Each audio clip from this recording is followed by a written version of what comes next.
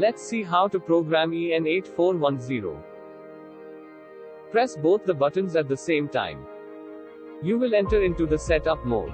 The screen will blink asking for the password. The default password is 1000.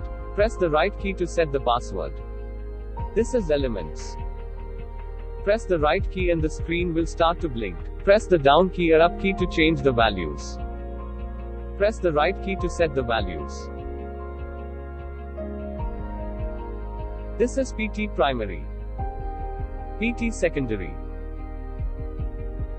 CT primary, CT secondary. This is VA selection. Here you can set the year, date, time. This is demand type, demand parameter, demand period range, demand controller, demand slot, slot 1,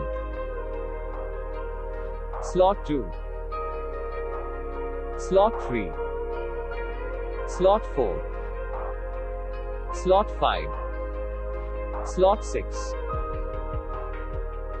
This is forecast interval. This is slot 1, highest demand value. Slot 1, second highest demand value. Slot 1, lowest demand value. Slot 2, highest demand value. Slot 2, second highest demand value. Slot 2, lowest demand value. Slot 3, highest demand value. Slot 3, second highest demand value. Slot 3, lowest demand value. Slot 4, highest demand value. Slot 4, second highest demand value. Slot 4, lowest demand value. Slot 5, highest demand value. Slot 5, second highest demand value. Slot 5, lowest demand value. Slot 6, highest demand value. Slot 6, second highest demand value. Slot 6, lowest demand value.